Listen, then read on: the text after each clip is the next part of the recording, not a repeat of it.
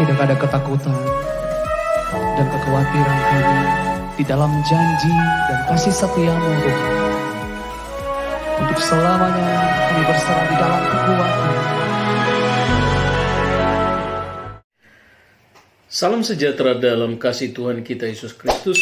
Senang sekali berjumpa dengan saudara pada hari ini. Sehat selalu, semangat dan terus sukses dalam segala masa depan dan cita-citamu. Bersama dengan Tuhan Yesus pasti lakukan perkara-perkara yang besar. Puji Tuhan, pada kesempatan yang luar biasa ini saya akan secara berkala dan secara kontinu untuk terus belajar, mengajak saudara-saudara semua belajar bersama-sama kebenaran firman Tuhan untuk kita semakin mengenal dan sungguh-sungguh mengenal Dia, semakin mendalami tentang iman kita di dalam pengenalan akan Tuhan dan Juru Selamat kita Yesus Kristus. Sebelum kita melanjutkan, saya berharap saudara semua untuk bantu subscribe, like, share, dan komen untuk agar supaya banyak saudara-saudara kita yang dapat diberkati melalui pelajaran-pelajaran firman yang bertujuan untuk memberikan edukasi kepada mereka semua. Puji nama Tuhan. Pada hari ini kita akan belajar tentang eksposisi Injil Matius pasal yang ke-7 ayat 12 sampai ayat yang ke-23. Yaitu dengan tema atau judul perikop waspadalah terhadap nabi-nabi palsu. Nah, saudaraku, sebelum kita melanjutkan, mari kita baca dulu ayatnya, tapi kita hanya membaca mulai ayat 21 sampai ayat yang ke-23 saja. Matius 7 ayat 21 sampai 23. Bukan setiap orang yang berseru-seru kepadaku, Tuhan, Tuhan, akan masuk ke dalam kerajaan surga, melainkan dia yang melakukan kehendak Bapa-Ku yang di surga. Pada hari terakhir banyak orang akan berseru kepadaku, Tuhan, Tuhan, bukankah kami bernubuat demi namamu dan mengusir setan demi namamu dan mengadakan banyak mujizat demi namamu juga? Pada waktu itulah aku akan berterus terang kepada mereka dan berkata, aku tidak pernah mengenal kamu, enyahlah daripadaku kamu sekalian pembuat kejahatan. Sebenarnya kalau kita melihat dari ayat yang ke-21 itu sekaligus dengan jawaban. Di situ bukan setiap orang berseru kepadaku, Tuhan, Tuhan, akan masuk ke dalam kerajaan surga. Jadi orang menyerukan Tuhan, Tuhan kepada Yesus bukan hanya dengan mulut. Jadi intinya dari ayat itu adalah tidak orang yang tidak hanya berbicara bahwa memanggil nama Tuhan Yesus dengan mulut dan kemudian bisa masuk ke dalam kerajaan surga, melainkan mereka yang percaya kepada Yesus dan melakukan kehendak yang dimaksudkan kehendak Bapa-Ku yang di surga. Nah, berbicara tentang Bapa bukan berarti berbicara tentang sosok yang lain, karena Yesus adalah kemanusiaannya yang datang ke dalam dunia, firman yang telah menjadi manusia yang datang ke dalam dunia, dan ini berkali-kali sudah saya sampaikan kepada saudara, dan seringkali juga saya mengutip di dalam Yohanes pasal 14 ayat yang ke-7, 8, dan 9 ketika dialog antara Filipus bersama dengan Yesus. Dia bertanya dan kemudian Yesus menjawab. Filipus berkata, tunjukkanlah Bapa itu kepada kami, itu sudah cukup. Dan Yesus berkata, telah sekian lama aku bersama-sama dengan kamu dan engkau tidak mengenal aku. Barang siapa yang telah melihat aku, ia telah melihat Bapa. Aku dan Bapa adalah satu. Aku di dalam Bapa dan Bapa di dalam aku. Jadi kita clearkan dulu di situ ya. Jadi supaya tidak berulang-ulang ada pertanyaan terhadap Yesus menyebut Bapa, berarti Yesus ini bukan Bapa. Sesungguhnya Yesus sendiri adalah Bapa itu, sebagaimana yang dinubuatkan dan dikonfirmasi oleh Yesaya pasal yang ke-9 ayat yang ke-5 itu berbicara tentang beberapa nama gelaran yang disampaikan oleh Nabi Yesaya di situ. Penasihat ajaib, Allah yang perkasa, Bapa yang kekal, Raja damai. Oke, jadi kita clearkan dulu di situ. Nah, kita terkait dengan ayat pembacaan kita hari ini, saya perlu merasa untuk mengklarifikasi sekaligus meluruskan beberapa klaim dari luar kekristenan atau non-Kristen yang justru kemudian mereka mengatakan orang-orang Kristen ini sebenarnya berada dalam hayalan tingkat tinggi karena sudah membela Yesus mati-matian, tetapi Yesus tidak mengakui mereka yang menganggap dia menganggap Yesus sebagai Tuhan. Menurut orang-orang ini seperti itu. Jadi menurut mereka yang menjadi objek kritik Yesus dalam Matius pasal 7 ayat 21 sampai 23 itu adalah orang-orang Kristen, dan mengaku ketuhanan Yesus tidak membuat orang Kristen diakui oleh Yesus. Menurut mereka seperti itu. Padahal kalau kita membaca secara jelas ayat 21 sampai 23 saja sudah sangat jelas, bahkan ayat 21 saja telah memberikan jawaban di situ bahwa orang itu tidak hanya menyeru nama Yesus atau Tuhan akan masuk dalam kerajaan surga, tetapi mereka yang percaya kepada Yesus dan juga melakukan kehendaknya, melakukan firman-Nya, tinggal dan hidup di dalam firman-Nya. Nah, itu yang saya sampaikan. Kemudian selain itu ada beberapa klaim dari orang-orang, karena klaim-klaim seperti ini tidak hanya dari satu orang saja, tetapi ada beberapa klaim yang disampaikan oleh orang-orang ini. Dan berikut ini kita akan melihat video daripada si Kainama. Ada seorang bernama. Terima kasih banyak. Pada suatu saat Yesus bilang begini, setelah dia ngomong yang utama adalah kul huwallahu ahad, lalu yang kedua dia bilang begini, tolong perhatikan, bukan, ya kata depannya tadi, bukan orang yang berseru kepadaku, panggil aku Tuhan Yesus yang akan masuk surga. Kalau orang panggil dia Tuhan Yesus, bukan orang itu yang masuk surga. Ngerti? Dalam bahasa aslinya sebetulnya itu tadi adalah sesuatu yang sudah ditranslate, sesuatu yang sudah diterjemahkan dengan begitu lembut oleh Lembaga Alkitab Indonesia yang pada tahun 1951-52 disebut dengan Bible and Kerkgenotschap yang ada di Indonesia. Dicari kata yang selembut mungkin. Padahal bahasa aslinya begini. Kalau di Indonesia kan, bahasa aslinya begini. Kau panggil aku Tuhan Yesus, kau masuk neraka. Maka nama juga yang senantiasa dan selalu datang dengan mencomot ayat-ayat Bible, kemudian dia menarasikan sesuai dengan apa yang ada di kepalanya dia. Padahal semua itu salah, sangat-sangat salah dan fatal kesalahan itu. Ya, yang saya sebut dengan logical fallacy. Oke, kita perhatikan apa yang saya sampaikan di dalam eksegesi berikut ini. Jadi mengakhiri di khotbah di bukit dalam Matius pasal yang ke-5 sampai Matius pasal yang ke-7, Yesus memberikan tantangan konklusi etis bagi para pengikutnya, bagi para murid-murid sejati. Tantangan konklusi ini boleh disebut sebagai klimaks atau puncak dari eksposisi etis. Yesus dalam khotbah di bukit yang disampaikan dalam bentuk peringatan-peringatan yang bersifat kontras metaforik, Matius pasal 7 ayat 13 sampai 27. Lalu Matius 7 ayat 28 sampai 29 itu merupakan konklusi menyeluruh dari khotbah di bukit, yaitu respons orang banyak terhadap Yesus sang ekspositor etika kerajaan Allah. Dalam berikut ini kita akan melihat beberapa penafsir. Dalam Matius pasal 7 ayat 13 sampai 27 ada beberapa penafsir yang kemudian membagi ayat-ayat tersebut mulai ayat 23 sampai 27 itu ada beberapa penafsir yang saya pelajari, yaitu dari Michael J. Wilkins, kemudian R.T. French, kemudian Mark Eros dan Leon Morris. Mereka memberikan pendekatan yang ditawarkan oleh para penafsir ini adalah ayat 13 sampai 14 peringatan tentang dua jalan, ayat 15 sampai 20 peringatan tentang para nabi palsu, ayat 21 sampai 23 peringatan tentang pendengar dan pelaku firman, ayat 24 sampai 27 peringatan tentang dua macam dasar. Nah, menurut mereka seperti itu. Jadi pendekatan yang dikembangkan oleh para penafsir ini adalah objek yang dibicarakan dalam Matius 7 ayat 21 sampai 23.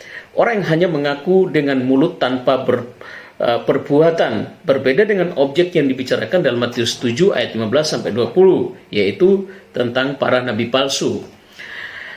Akan tetapi saya sependapat atau saya sepakat dengan apa yang disampaikan oleh Turner yang menunjukkan bahwa Matius pasal 7 ayat 22 sebenarnya berbicara tentang objek yang sama, yaitu para nabi palsu. Dan saya sepakat, saya setuju, karena memang demikianlah yang terjadi pada pembacaan atau dalam narasi itu. Ayat 15 merupakan catatan tentang tingkah laku para nabi palsu tersebut, sedangkan ayat 20 merupakan catatan tentang kata-kata mereka. Turner yang menyebut peringatan-peringatan ini sebagai dualisme etis. Jadi dualisme yang dimaksudkan adalah Kristen murid yang sejati dan kemudian Kristen palsu yang mengaku-ngaku Kristen, tapi sesungguhnya tidak ada nilai-nilai kekristenan di dalam kehidupan mereka sehari-hari. Karena Kristen itu harus dihidupkan dan dengan kehidupan sehari-hari. Moralitas yang kita tunjukkan, yang kita tampilkan dalam kehidupan kita itu harus selaras sesuai dengan apa yang kita sampaikan. Nah, itu yang Yesus mau. Jadi menjadi pelaku, pendengar, dan menjadi pelaku firman. Itu baru yang disebut dengan percaya kepada Yesus dan juga melakukan kebenaran firman Tuhan, perintah Bapa yang dimaksudkan, yang dibicarakan oleh Yesus dalam Matius pasal yang ke-7 ayat 21 tadi yang kita sudah baca.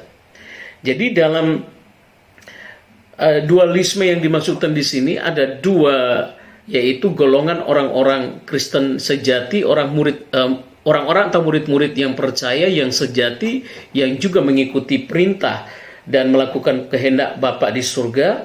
Mereka juga kemudian diumpamakan dalam dualisme ini disebut sebagai pohon yang berbuah lebat, sebagai domba, kemudian membangun rumah di atas batu. Mereka dikategorikan sebagai orang bijak, memilih jalan sempit, kemudian mengatakan mendengar dan taat, melakukan firman. Kemudian golongan yang berikutnya adalah yang disebut dengan Kristen palsu atau nabi palsu, pohon yang tidak berbuah, serigala yang buas, membangun rumah di atas pasir, orang yang bodoh dan tidak taat. Nah, jadi dua golongan itu kemudian disampaikan oleh Turner. Peringatan mengenai para nabi palsu dalam Matius pasal 7 ayat 15 sampai 23. Dalam peringatannya tentang para nabi palsu ini, Yesus menggambarkan mereka sebagai serigala yang rakus. Terjemahan saya, yaitu ayat yang ke-15, ayat ini berbicara tentang penampilan mereka yang tidak kelihatan seperti orang yang tidak mengenal Tuhan. Penampilan mereka tidak berbeda dengan orang-orang beragama. Jadi hanya mengatakan orang beragama, tetapi tidak ada relasi yang baik dengan Tuhan, tidak ada hubungan yang baik dengan Tuhan. Bahkan orang-orang beragama yang saleh, yang menyebutkan diri sebagai orang beragama yang saleh sekalipun, tentu saja karena mereka menyamar dengan penampilan yang tidak mudah dikenali. Mereka hampir seperti domba, tetapi sesungguhnya mereka adalah serigala yang buas. Makanya Yesus berkata bahwa dari buahnya lah akan kelihatan, atau dari buahnya kita dapat mengenal mereka. Tidak mungkin orang memetik buah anggur dari semak duri atau buah ara dari rumput duri. Kan seperti itu yang dimaksudkan oleh Tuhan Yesus. Gaya kiastik simetris ini menunjukkan adanya inklusio, yakni pengulangan atau penegasan kembali ide pada ayat 16 dan ayat 20. Ide pokok yang terlihat dalam struktur kiastik simetris di atas adalah buah. Buah sebagai indikator utama untuk menemukan kepalsuan para nabi palsu tersebut. Yesus tidak membiarkan kebenaran dipalsukan dan tidak membiarkan peringatan-peringatannya tertipu. Ya, pengikut-pengikutnya tertipu maksudnya. Jadi Yesus tidak akan membiarkan pengikut-pengikutnya tertipu.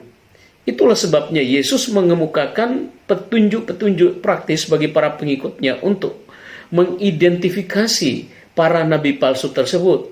Hal yang patut dicatat di sini adalah bahwa petunjuk-petunjuk yang dilontarkan Yesus bukan dari sisi doktrinalnya atau pengajarannya, melainkan dari sisi etika moralitasnya. Jadi orang bisa saja berbicara yang baik, yang indah, yang menarik, kata-kata yang sedap didengar, kelihatannya enak, tetapi kemudian tidak ada etika moralitas yang dapat dilihat untuk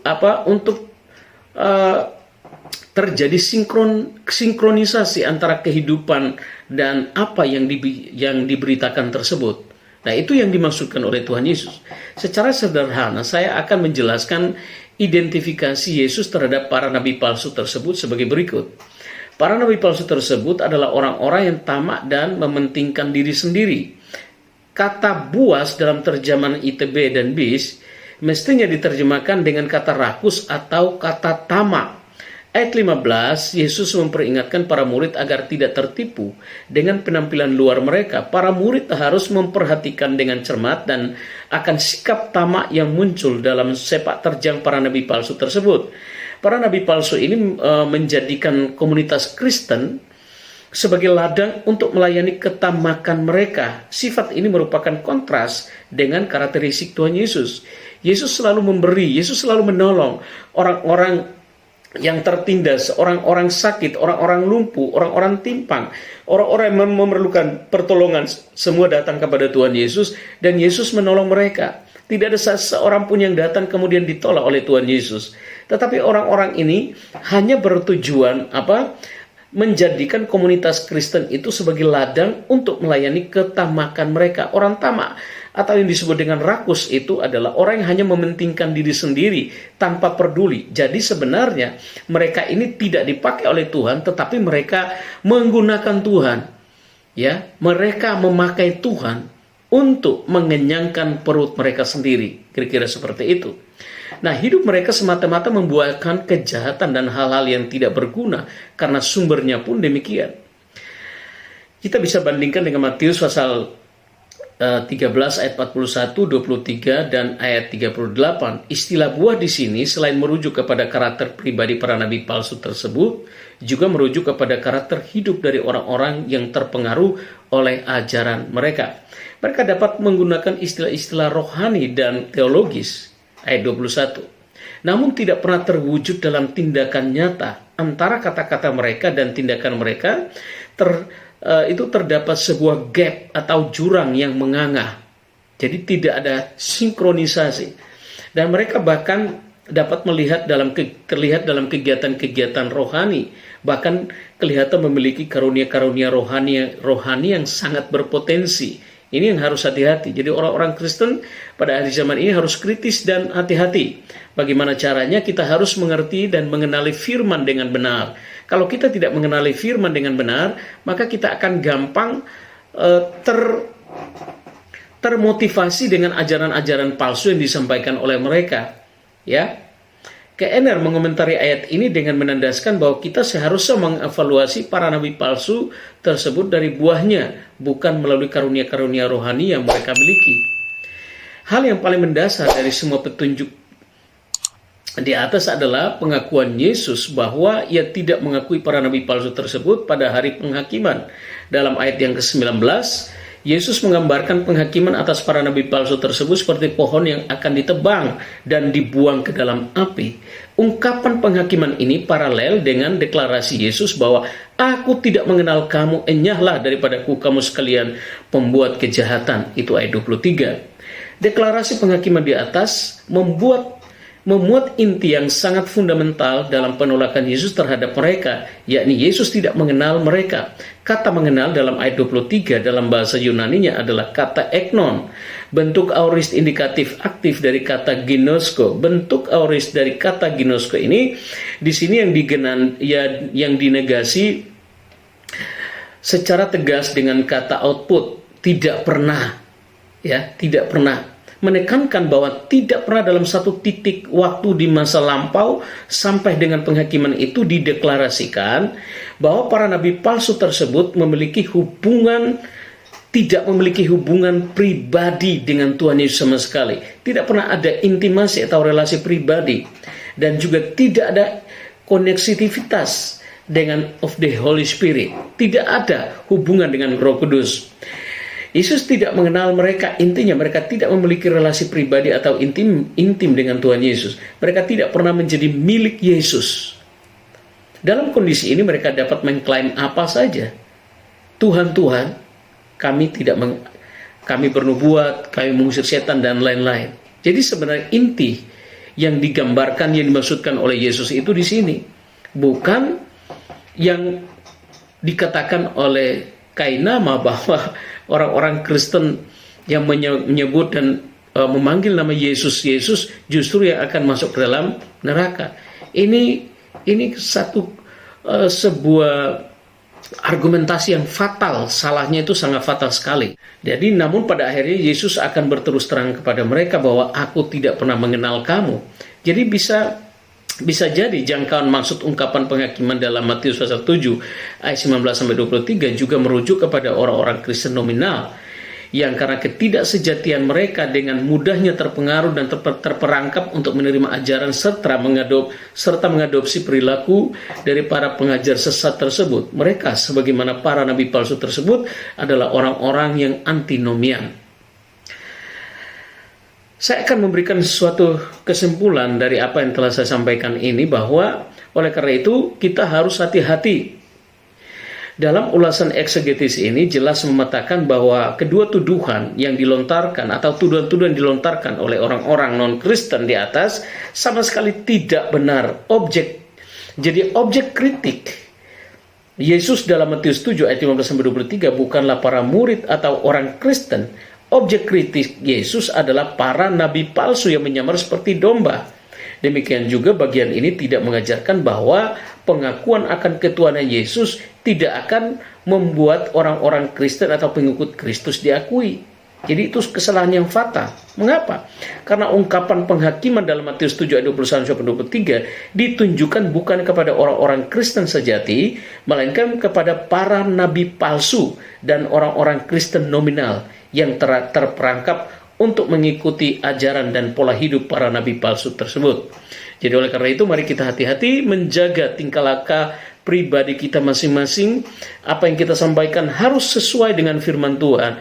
Menjaga hidup kita agar perjalanan kita sesuai dengan kebenaran Tuhan. Karena itu Yesus memberkati kita, dan mari kita terus semakin mengenal Dia, belajar sungguh-sungguh akan firman Tuhan. Anak-anak Tuhan, orang-orang Kristen dan juga hamba-hamba Tuhan pada akhir zaman ini adalah kita berada di dalam satu dunia yang begitu sukar dan sulit. Tetapi kita tetap harus waspada dan tetap tekun di dalam iman, di dalam doa dan juga pengajaran kita, dan juga di dalam kehidupan kita. Tuhan Yesus memberkati kita semua. Sampai jumpa pada kesempatan yang akan datang. Shalom. God bless you and God be with you all. See you next time.